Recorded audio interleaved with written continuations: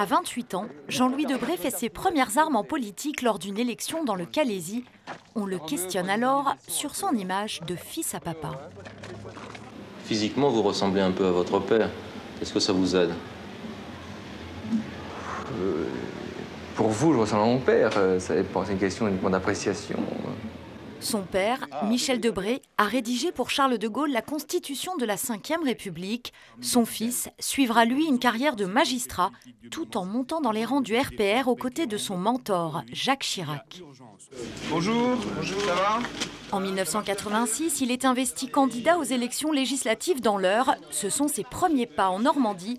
Les commentateurs parlent alors de parachutage. Il a été préféré à des candidats plus locaux. Vous savez, le RPR, ce n'est pas le Parti communiste. C'est un parti où les gens ont le droit de s'exprimer, où certains ont des opinions, divergences. Et il faut qu'à un moment, on tranche et on fasse preuve de discipline. En 88, il fait de nouveau campagne dans l'Eure pour les législatives à venir et pour son ami Jacques Chirac. Celui-ci se présente face à François Mitterrand après plusieurs mois de cohabitation. Alors que leur dites-vous pour les convaincre? Je leur dis simplement, regardez la situation où nous étions il y a 20 mois quand Jacques Chirac est arrivé au pouvoir. Problème de l'insécurité, regardez ce qui a été fait. Je d'ici à Breteuil, eh bien, tous les gens de Breteuil avaient le sentiment que ça n'allait pas. Maintenant, ça va.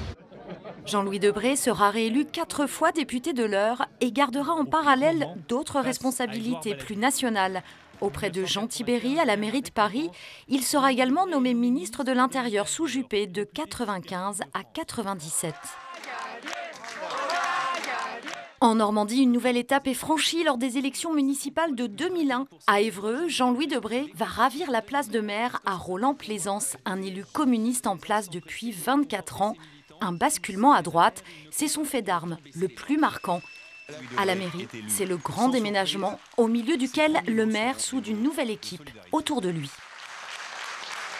Je ne fais pas de chasse aux sorcières, je travaille avec tout le monde à partir du moment où ces gens sont compétents et sont loyaux à l'égard des élus du suffrage universel.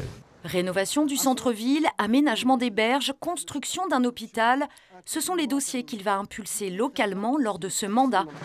En 2002, il est de nouveau happé par la capitale, il devient président de l'Assemblée nationale. Il est alors réputé pour faire respecter à la seconde près les temps de parole. La séance est ouverte. Monsieur Paul, vous me posez la question parce que votre temps est écoulé. Cette double casquette d'élu local et national est un atout pour Évreux.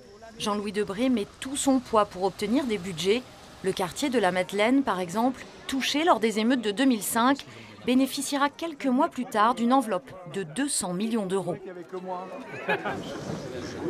En février 2007, Jean-Louis Debré est nommé président du Conseil constitutionnel. C'est la fin de ses mandats normands. Il doit démissionner pour cette nouvelle mission de prestige.